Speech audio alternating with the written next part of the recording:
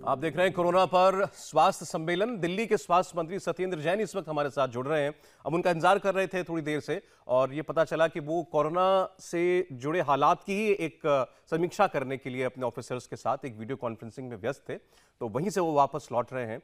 जैन साहब, बहुत बहुत स्वागत है एक तो आपको इंडिया टीवी पर। हम समझते हैं कि इस वक्त आप लोगों के लिए बहुत वैल्यू है समय की, एक एक मिनट की, और आपको पल पल मॉनिटरिंग रखनी पड़ रही होगी। और मेरी कोशिश होगी कम समय में आपसे ज्यादा जानकारी लेकर हम दिल्ली की जनता को, देश की जनता को दे पाएं। अभी मुख्यमंत्री आए, मुख्यमंत्री ने आज जो डेटा शाम को आता है उन्होंने दिन में दिल्ली को बता दिया कि रिकॉर्ड केसेस दिल्ली में आए हैं पिछले 24 घंटे के अंदर 10,732। ये रफ्तार कैसे थमेगी? सबसे बड़ा सवाल तो ये है जैन साहब।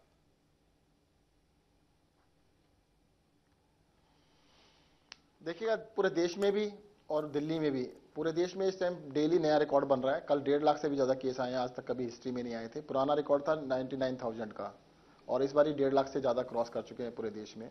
दिल्ली में भी पिछली बारी 8600 गया था मैक्सिमम, तो इस बारी 10,732 अभी तक पहुंच चुका है। तो जो इस बारी जो इन्फेक्शन हो रहा है बहुत तेजी से फैल रहा है। और पिछली बार देखने में आता था एक परिवार में एक आदमी या दो ही लोग होते थे, इस बार पूरा का पूरा परिवार हो रहा है। तो जिसके यहाँ होता है तो बहुत ज्यादा, मतलब 5 लोग हैं, 6 लोग हैं, 10 लोग हैं तो 10 के 10 को हो रहा है। तो इसलिए इन्फेक्शन की स्पीड बहुत ज्यादा है। तो आपके एक्सपर्ट्स आपको क्या बता रहे हैं? ये कोई नया स्ट्रेन है इस कोरोना वायरस का? और इसका जो डेथ रेट है, जो मोर्टेलिटी से संबंधित आंकड़ा है, वो हमें क्या बताता है? क्या ये उतना डेडली भी है? नहीं, पिछली बारी से डेडली तो कम लगता है, क्योंकि पिछली बारी जब नवंबर में हमारा ये चल रहा था, पीक चल रहा था, तब 3%, 2.5% इसका मोर्टेलिटी रेट था, जो अभी 0.5% से कम है। तो इसका मतलब मोर्टेलिटी तो काफी कम है। सीरियस केसेस भी पिछली बारी के मुकाबले कम है, पर फैलता ज्यादा है। और इस बारी देखने में आ रहा है यंग लोगों में काफी ज्यादा है। पिछली बारी यंग लोगों में नहीं था, परंतु यंग के साथ कोई ज्यादा तकलीफ वैसे नहीं हो रही है, इन्फेक्शन बढ़ रहा है। तो अभी के हालात को कैसे आप समझाएंगे दिल्ली को कि केसेस तो बढ़ रहे हैं और बेतहाशा बढ़ रहे हैं, लेकिन क्या हॉस्पिटलाइजेशन की जरूरत कम लोगों को पड़ रही है पिछली बार के मुकाबले? पिछली बार के मुकाबले में कम है। पिछली बारी जैसा था कि पर डे हम जो डाटा का रिकॉर्ड रख रहे थे, तो 15% लोग जो पॉजिटिव आते थे उसके एडमिट होते थे। इस बारी लगभग 10% हो रहे हैं, तो यानी 33% कम एडमिशन है पिछली बारी से ना। देखने में एडमिशन कम आ रहे हैं उसके मुकाबले में। पिछली बारी जो नवंबर वाला पीक था उसके मुकाबले में एडमिशन कम है। जैन साहब, जैसे आप लोग बताते हैं, दिल्ली की सरकार बताती है कि दिल्ली में ये 4th फेज है, देश में हम 4th वेव है, देश में हम इसको 2nd वेव कहते हैं। आप इसको 4th वेव किस लिहाज से मानते हैं?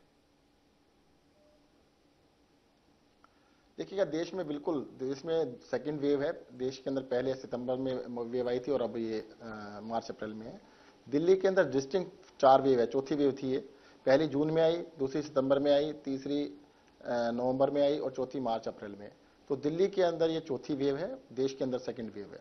अच्छा, हर बार जब आप लोग अपने बंदोबस्त करते हैं, इंतजाम करते हैं, उसका कारण ये भी हो सकता है जी बोलिए प्लीज। हाँ, इस दिल्ली में ये भी हो सकता है, दिल्ली क्योंकि एक कॉम्पैक्ट एरिया है तो इसको मॉनिटर करना थोड़ा ज्यादा आसान होता है और टेस्टिंग बहुत ज्यादा हो रही है, तो इसलिए हमारे को ये डिस्टिंक्शन करना ज्यादा आसान है कि भी वेव आई और कम हुई या खत्म हुई। तो हो सकता है पूरे देश के अंदर जो 4 वेव डिस्टिंक्टली दिखना मुश्किल था। दिल्ली एक स्टेट के साथ साथ पूरा शहर है, एक शहर के लिए अलग देखा जाए तो हो सकता है कुछ शहरों में जैसे और भी उन शहरों के अंदर 3 या 4 वेव हो सकती हैं, पर दिल्ली में क्लियरली 4 वेव हो चुकी है। चौथी वेव दिल्ली के अंदर है।